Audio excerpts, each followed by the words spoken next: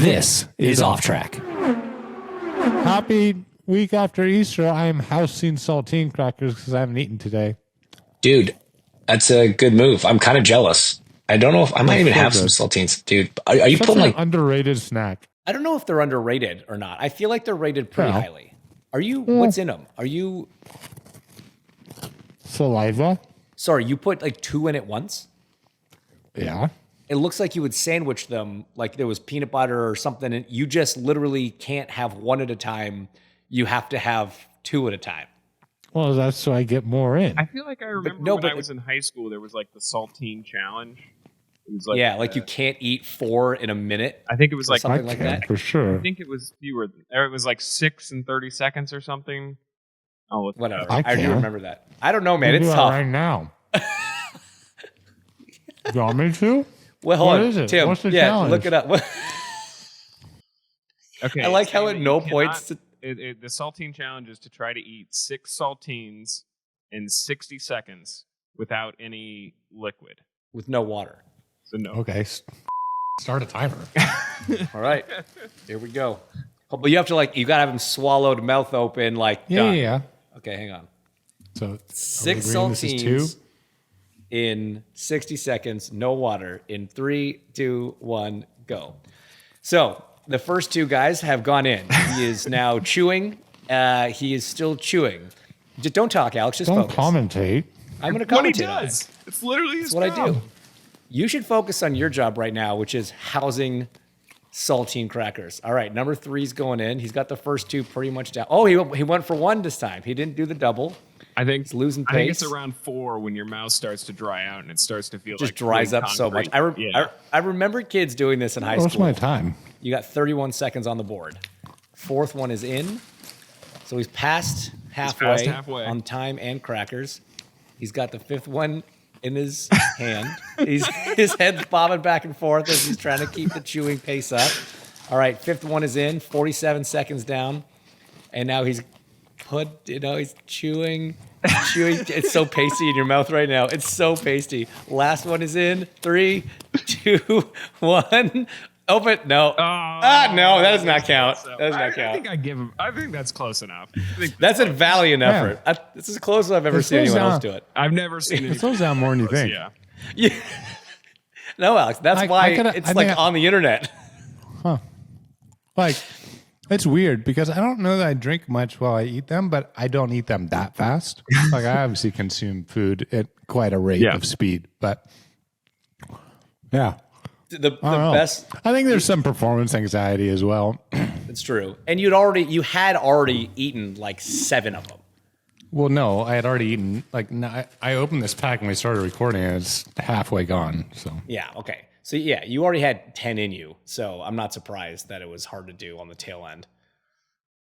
Whatever. You've done. Is a it's not the valiant first time I've lost at something. That's true. It's funny because we had dinner the other night, and you started eating and had to stop for a second, and you were like, "Don't worry, it's not like I'm gonna." What did you say? You're like, "It's not like I'm gonna fall behind or something." And you took a 5-minute break from eating, and then you were still done your meal a solid 13 minutes. Before at least 10 minutes before you, bro. Yeah. At least you do eat at a phenomenal rate. But here's the thing. You and I and your wife and my wife had dinner and we had a great time and it was awesome. And then you, Tim, your wife, me, your wife, Tim, and my wife went out to dinner and we all had a great time, but Tim bitched and moaned about every single thing Tim? that he ordered. He complained about every drink, every app, but you every tried side, every steak. And they were all, I didn't complain about all the sides. I complained about the steak and the drinks. Where did you go? Where did this happen? Well, I don't want to name it. We went to Del Frisco's in Indianapolis. Oh, yeah, I don't want to name it either, but it was Del Frisco's. It starts with a D and ends with El Frisco's. And here's the thing. If Colton doesn't listen to this show, but I was introduced to Del Frisco's once by a young Marco Andretti. Mm-hmm. And that is one of his favorite, it's one of his go-to steakhouse chains. I mean, I'm not saying that he's saying it's the best steakhouse in the world, but it's as far as chain goes, chains go. It's up there, and I would tend to agree with him. Yeah. And so Texas one year, Colton and I and Brian Herta went out to dinner, and I was like, "Oh, let's go to Del Frisco's," because like I'd been there once before with Marco in Scottsdale and had a great experience, and we went. It was a disgusting meal. Like, it was horrible. Really? To the point where Colton was like, WTF. Like, and he's still, this was probably 2020, 2021. Mm-hmm. And to this day, he still like comments on how bad that meal was. And any time that he has anything that we ordered, he sends like a picture being like better in Del Frisco's. Anyways. So supply chain issues, bro. Supply chain issues. So they opened they have like a step above their normal, excuse me, Del Frisco's chain called the Double Eagle. And they're in like 6 different cities. And this opened in Indy. It's not. This opened in Indy, I want to say... It was a bourbon joke, Tim. October-ish time, because I went there during football season. October, November time. Went there with some buddies. We sat at the bar, and we had an awesome meal. Like, it was like, bam, this immediately vaults to like one of my favorite steakhouses in Indy, which we have no shortage of. And so fast forward, what is it? I mean, 6 months, 5-6 months. And I was like, oh, Tim was downtown, want to go to dinner. So the 4 of us went and grabbed dinner. And I was like, let's go there. And I have to agree with Tim. Like, I'm not going to agree to the level of complaining that he did, but like, it wasn't awesome. I'm a complainer. But I've never seen Tim's changed recently. And something's changed. I don't know what it is specifically. And now he goes to nice steakhouses. He's like, very picky. Just a little, not refined enough for me. Not quite curated enough for my liking. This isn't artisanal as I was hoping it was going to be. I have eaten at nice steakhouses for much longer than I've had any right to eat at nice steakhouses. I have not paid for dinner at nice steakhouses. Yeah, but you haven't complained because this was an objectively bad steak. You tried it. You know that it wasn't good. Anyways, we've now done the Saltine challenge. That's not true. The steak was not bad. It was overseasoned. And Tim, despite his obsession with 30 martinis, apparently doesn't like salt. And so, like, it was too salty for him. But then, get this, James. His martini wasn't salty enough? Too sweet. No, his first cocktail was too sweet. Look, and then the other food was too hot. Okay? Too hot. Yes. Ah, Tim. How was your meal, Alex? My meal Other than was slightly over-seasoned on the steak. My meal was good. The starters were good. My drink was good. I forgot to order a salad, so that wasn't their fault it didn't come. Your wife and I actually both did the same thing. We both in our minds thought we told the waiter we ordered a salad, and then you both mentally ordered salads. realized that we didn't, and we're like, we can't really hold that against them. No, that would be unfair. Yeah. My steak was good. It was on the overseasoned side, but it was still good. I ate it all.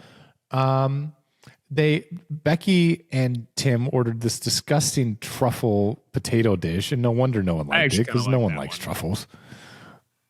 Well, you didn't eat any of it, so color me shocked. And that was our meal. Anyways, that was our Easter. James, you did something that was much more noble than Tim whining at a high-end steakhouse. Yeah. So why don't you tell everyone what you did for Easter? I flew home to Toronto and surprised my family. So I guess we went to go surprise Mom for Easter, basically.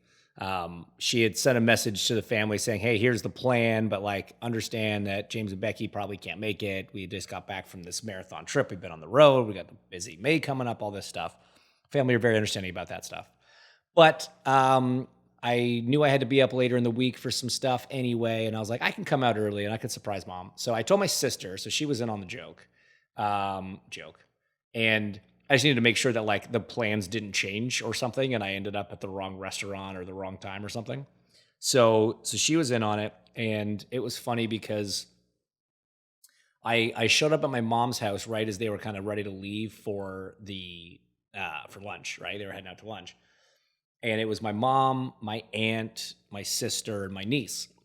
And my sister had come out, and she had like pulled my mom's car kind of out for like, we had to shuffle the driveway around because of my aunt's car or whatever. And so my mom's car was sitting there. It's got the car seat for my niece. And so Becca's like, I'm going to drive with Carol, who's our aunt, and you can ride with Mom and Kaylee. So like, just go wait in Mom's car and I'll bring them out. So I was just sitting in the driver's seat, and Mom comes out with Kaylee, and, you know, Kaylee sits in the back passenger seat in a car seat. And so she opens the door, and Kaylee gets in and like kind of looks at me and is staring at me, but doesn't really react in any way. And Mom's just there, just like, all right, let's get your seatbelt done up. And it's probably, and I'm just turned around staring. I'm staring right at her face. And it was probably a solid 30 seconds. Her and Kaylee have this little back-to-back, all this stuff, whatever. My sister and my aunt are getting into Becca's car. And after about 30 seconds, my mom like goes to shut the door and looks up and sees this person sitting in her car that she wasn't expecting. And the noise that came out of her was hilarious. Like, she just started screaming. My aunt came running over. Yeah, right. My aunt came running over. She was like, we found out afterwards. She goes, I thought there was a snake in the car. I'm like, okay, so that's what you based on Mom's reaction. That's what she defaulted to, was that there was a snake in the car. Well, because snakes in the grass, bro. Yeah, I tell you. Yeah. So it was funny. So she came running over. She's very happy and whatever. So we had a great lunch. My brother and his wife came as well. And then just went back to Mom's house and just caught up, just hung out for the evening, and some neighborhood friends came over. What a nice son you are. That's I have my moments. Man, you make the rest of us look like. I feel like I'm making up for probably a decade of not doing that stuff, but you don't have to say that.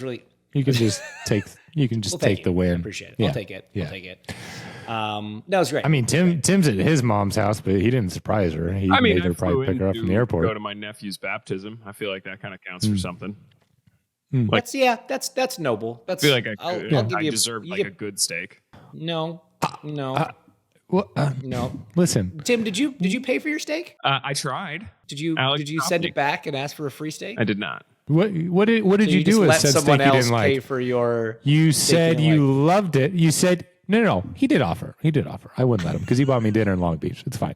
But everyone came by. I think even the GM stopped by, and they were like, "Oh, how is everything?" He was like, "Oh, it's fantastic. I want a to-go box, please. I want a to-go box. That's why I can't wait to come back." What did you do with the to-go box? Fridge. I might, it's not far from being beef jerky, so I might just see if I can push it over the edge. Damn. Oh, goodness gracious All right, well, me. There's testing. Well, no, Tim, other than that, how was your Easter? Let's talk about Easter. Like, was it good? Did you have a nice Easter? Oh, are you talking to me? Yeah. I became a godfather, which was kind of cool.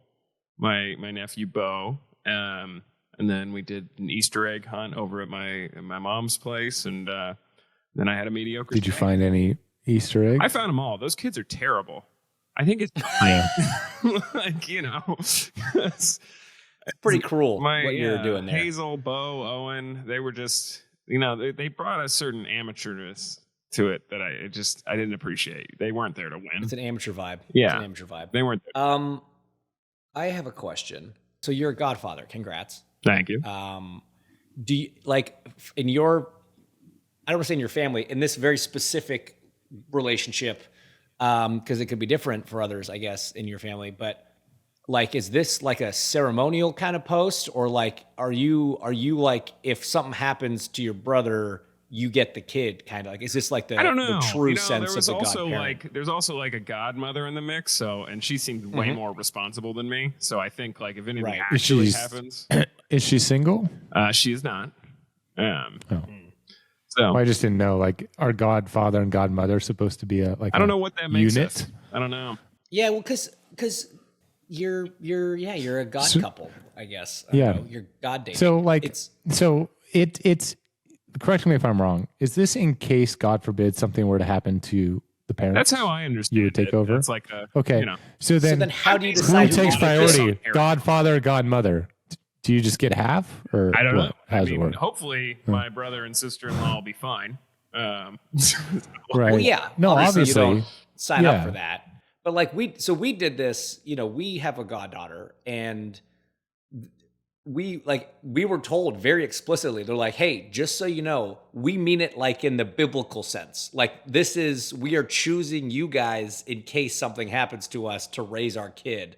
So when you say, "Oh yes, we'd love to be." Like we need you to really know what you're signing up for. This isn't like sending your birthday cards and some money for Christmas. Like there's a thing here. See, but now you got me thinking about it, because I had that conversation with my brother, with my nephew's dad, where I was just like, "Hey, just let you know, like in my will, like you're the guy in case anything goes wrong." And he was very nice. He said thank you, and it was like an honor. But there was no point where he asked me that back. Like, So all right. So Bo's going to the Godmother. Yeah. Okay. Moving on. Probably a smart move. Smart move. She seems like she has it more together than I do. That is a low bar, my friend. Yeah. Okay. Well, there's testing this week. Should we talk about that? Yes. No. Oh. Well, you tested in October, and we covered that, and that was with the hybrid. Well, so now this comes out Thursday, and we've already been on track. So like it's hard to talk about. You just have to tune in next week. Yeah, I mean we have a test. It's irrelevant in a lot of ways. Although the caveat to that is the weather will be probably decently representative. It looks to be fairly warm on Thursday. I think the most interesting thing about this test is going to be big boost Thursday morning, which is not normal for a test. Usually the big boost doesn't come until Friday before qualifying, and you only have it for those 3 days, and you've never seen it except for last year. So this is a little bit of a new thing that they're doing just to see, quite honestly, how fast the cars are going to go with the extra drag from the hybrid. So James and I were talking about it. It's a little disappointing because you're not going to have the mystique around like the pecking order and everything, because all of practice week is dictated by toes and all this sort of thing. And when you get to Friday, everyone focuses on clean air, and it's the first time everyone's seen big boosts, and it's the first time people start to trim, and you really have an understanding of who's good and who isn't.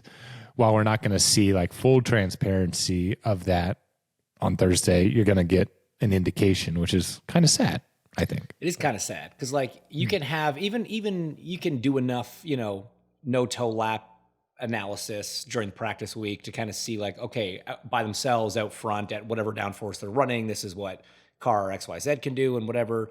But the engines are different when you put the boost up, and the manufacturers, if one has an edge in race trim, that doesn't necessarily mean they've got a speed edge in qualifying trim. And we've seen that yo-yo and go back and forth over the last, dozen years or whatever. And we just don't get that now. Like we're going to know. Like, and I'm there both days. I'm calling it for the broadcast, and I'll know exactly who, because it's not like they can do much between April 24th or whatever and it's not even later. like, and it's not even like, so we're not, you're obviously not going to have like full kill in, but it's not like you can dick around in like full mixtures, like, because IndyCar needs representative numbers of like what it's going to do, because do they need to make a change before the month in terms of boost levels and that sort of thing. So like you have to go out and do something fairly representative. I mean, they're not going to make you, trim all the way, but like they want you to do a fast lap and see what it does. And unlike October, everyone's going to have like their speedway cars and their good stuff for the most part. Like it's not going to be all your like top tier qualifying gear that you throw on, but it'll be good stuff. So you'll have a good idea. Do you know, Alex, have you been told, or has it been, indicated to you that there's a chance they can or would change something like on the hybrid side? I guess like so there's nothing they can change on the high. So to make it clear, it's not that they're slower because the hybrid is not making enough power per se. It's because Indy, you're flat out, obviously. So it's the parasitic drag that exists in the gearbox, just because the final drive is going through another system and another layer before it gets to the drive shafts and the wheels and all that sort of thing. So there's just an inherent power loss in that. Right. There's just a power reduction because it's going through another system. So I don't think they're looking at tweaking the hybrids. I think depending on how bad it is will be how big the panic button reaction is. Obviously, when the aero screen came, it was very slow. And so we upped the boost quite significantly for qualifying. There is, of course, the possibility to do that again. Now, to what magnitude, I don't know. I don't know what the manufacturer is comfortable with, but obviously it's not a concern from a tire standpoint because we know the tires will do a 233 average. So this will purely be if the engine manufacturers are good with more boost pressure in terms of their reliability and what they have to do for the rest of the year. So the question I've got though is, every track that we go to now with the hybrid system, IndyCar and the manufacturers, they designate an amount of energy in joules that you're allowed to expel per lap, right? And that number is based on a lot of different factors, and it changes track to track, and it will change from similar tracks this year. It'll be higher at certain tracks than it was last year, whatever. When you're in qualifying, obviously, so part of the thing that you're looking at is the reliability of the system, right? It needs to be able to do that amount of energy for a hour and a half to 2 hour race at Road America or St. Pete or whatever. But when you're talking about 4 laps for qualifying, you've got a little bit more of a margin in terms of, the tolerance of the system, right? How hot it gets and all that. So is there a possibility, have you heard of any possibilities of, rather than just crank an extra boost in, maybe for qualifying being given a different energy amount than what you'll have in the race because the system can tolerate it for 4 laps? Yeah, I don't know the answer to that. I mean, I know the system, we're not using it to its capacity, but I don't know that it has enough in it to actually offset the existing drag. The thing that I'm going to be excited to see when we get to Thursday morning of the test and the boost is up and the quali sims are starting is this is a brand new toy for everybody. We all know how tight Indy qualifying is, right? We're talking hundreds and thousands of a second over 4 laps, 10 miles, all that stuff, right? The strategy that teams use for the hybrid deployment is going to be super fascinating because, like you say, you're flat out the whole time, right? So recharging it, if you want to recharge it, takes speed away. You have to manually hold the paddle, which essentially is reducing the power that's going to the wheels because it's charging the system. Do you use it, coming to the green flag on the start of your first lap? Do you use it on your last lap? Do you use it once you see a drop off and it's like, and obviously I know you can't answer what you're going to do, but for me, it's going to be super fascinating to watch everybody and try to get a grasp of who's doing what. I know everybody's going to be trying different things. Like for the teams, it's great because normally on Fast Friday, right? You budget a number of tires. You can only use them once. And so it's 5 runs, it's 6 runs, maybe 7 if you're not having a good day and you're worried about making the show.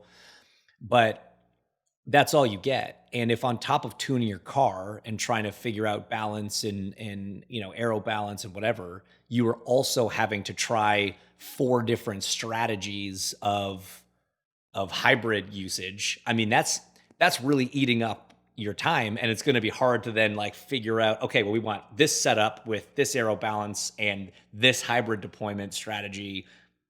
So Thursday is going to be very helpful for all the teams. It's cute you think all that. Everyone uses the same simulation. Everyone comes to the same conclusion. Yes, but you're telling me that you're not going to try anything that the simulation tools are telling you? You're not going to try one alternate strategy? Right. Yeah, of course you will. But it's unfortunately, that what you're explaining is the dream. Unfortunately, this system just doesn't offer enough versatility to be used in that manner. It's just not. It's not there. Way to ruin it. Now I don't care about Thursday morning. I hope you don't get high boost running and everybody gets to Fast Friday and they're totally lost. So there. Well, you have some attitude on you, don't you? Well, only when you put it on me. Okay, it's your attitude. Phrasing. It's what you do. I don't know if that works then. It was close. It was close. Only when you put it on me. Yeah. Close to a phrasing objection? It's borderline. I think I'll give it to him. Okay. What? Objection, phrasing. See, that was good. Funny. All right, that's enough about the Indy test. Let's talk about Formula. Guys, Max Verstappen is really good at driving race cars fast. It's incredible, isn't it? The pole thing was insane. Dude, it was the last corner. Like, he just doesn't give a and everyone else does because he was down. And, like, Oscar is in the better car, just like Lando is in the better car at Suzuka. And Max, I don't know how he has the foreshadowing capability, but he's like, oh, I clearly need to get it all in this corner. And he does. Again, and it's mind-boggling. Yeah, ridiculous. And like, look, and here's the thing: it's even hard to say that, like, yeah, maybe the Red Bull's not as bad as they think it is, or people say it is, or maybe the McLaren's not as far ahead as people are saying it is. There are elements to consider. Yes, Suzuka and Jeddah both very smooth, very high-speed tracks. The Red Bull is good in high-speed corners. It's good on, it's not good on bumpy tracks. So these are two attributes that play into the favor. Sure. McLaren is also good at all those things. The race is a different story, tire deg and whatever, but like in practice, right? Everybody's pushing in practice, right? You're not 11/10 in practice, but you're pushing. You're trying to get your stuff together.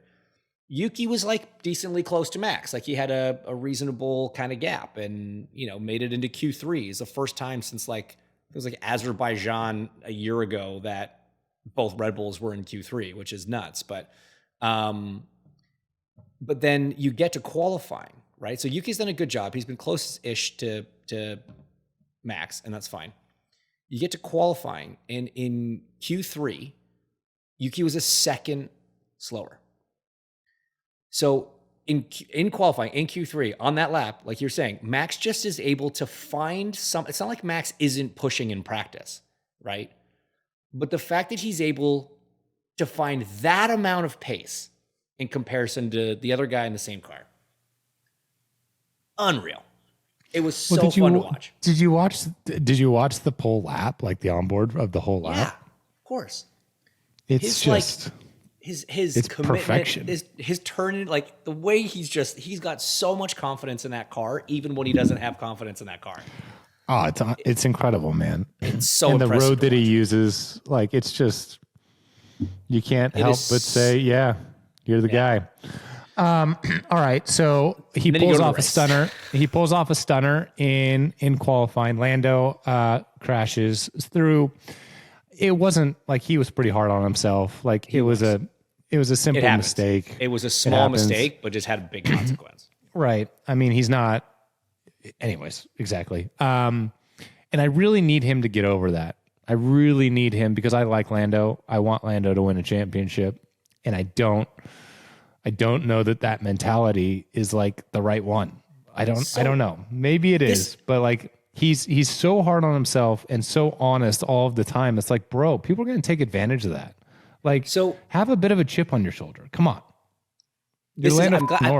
I'm glad you brought this up because by the time this comes out, I will have published an article on F1.com on this very topic. So let's chat about it because for the last year, let's call it, I've been in that same boat, right? I'm like, you don't have to air everything in a post race or post qualifying, whatever, post session interview. Like you beat up yourself a lot. Look, when drivers make mistakes, when you do it, when I do it, when anybody does it, we're so hard on ourselves. That's how athletes are, right? You have to be like that to reach a certain level of the sport. At the same time, athletes, we'll just stick to drivers. Drivers are also very good at like deflecting blame publicly.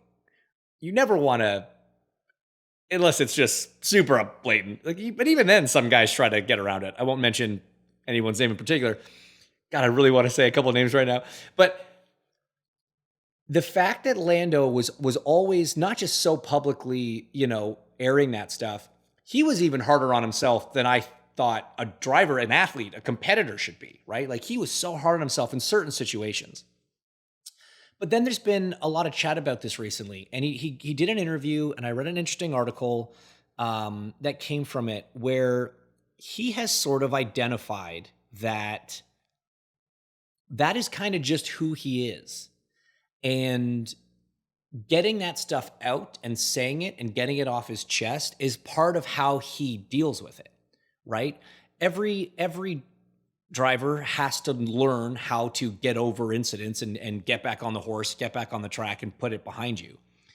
I think it actually takes a tremendous amount of self-awareness to understand that for him, what helps him do that is not the like conventional, belief of what a champion has to be. They've got to be like really stoic and brave and never, self-deprecating or whatever. But if you can do that to the camera, but then if you go back to your bus and like, that's not how your mind processes these things, are you actually just hurting yourself and you're not really getting over it in the right way? So if he's been able to identify that's what works for him, I think that's very smart. And then also incredibly brave, because the thing that works for him is like basically opening yourself up to global scrutiny. Okay. There's nothing that I can say to disagree with what you're saying. I guess the risk he runs is if Oscar beats him. Yeah. Forget Max, because Max, whatever. Max probably will beat them both because he's Max. But let's say he doesn't, right? Because the McLaren's just too strong. Oscar beats him. Everyone is going to look back on Oscar beat Lando because he wasn't tough enough. And whether that's true or not is might not be the case. Right. But wouldn't you rather, I don't know, wouldn't you rather not give people, I don't know. But if the best shot you have to beat him is to do that, then you're going to do whatever. If you guaranteed that your best way to win the Indy 500 was to run a lap naked around the track on race morning, you would do it. If you believed in your heart, that's what would help you win the race. And I don't know. Yeah. I've not spoken to Lando about this, but just kind of reading his quotes. We're all hypothesizing here. None of us know Lando on a personal level, and we're being critics from afar. So it could all be complete horse.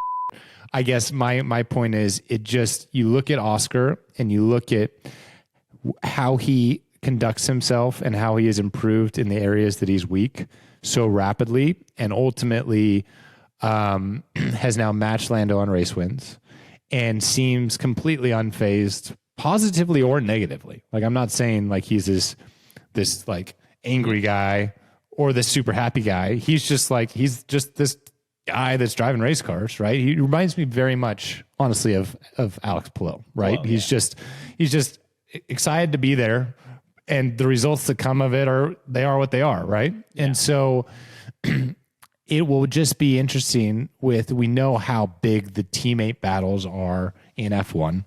We know how that environment can be toxic at times. Right now, they're pals. What is that breaking point, right? Oscar's leading the championship now.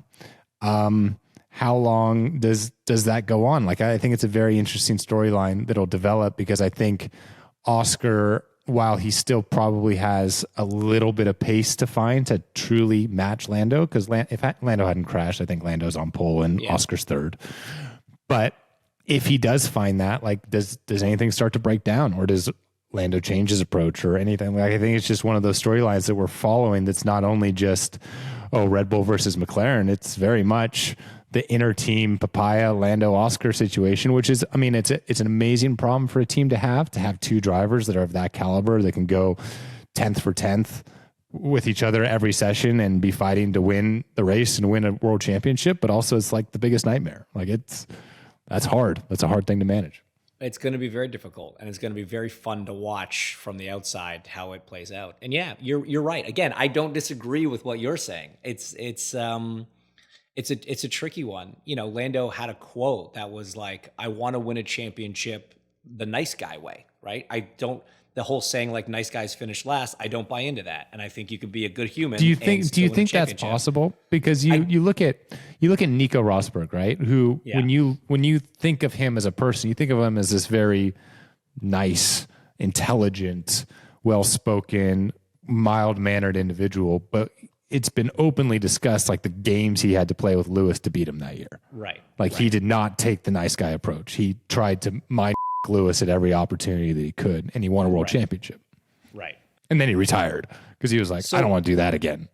I feel like Lewis might actually be one of the better examples here, because you didn't hear the same out of Lewis when he was trying to beat, whether it was Nico, look, like Fernando, his rookie year, right? Like Fernando was the one that was the cutthroat killer that like kind of follows that stereotype of what you have to do. And Lewis, as a rookie, nearly beat him just being the kid that was happy to be there, right? Yeah.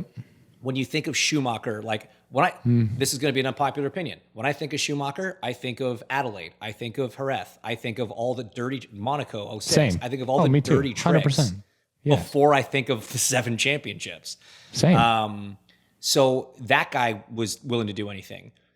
Vettel has actually come out. Willing to do anything. Stone Cold Killer. Yeah.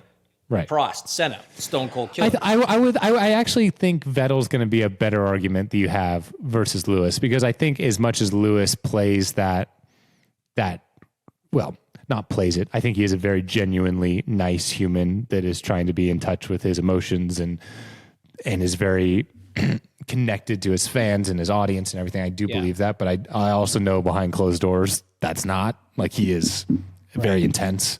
Right. I don't know that I've ever heard that about Vettel.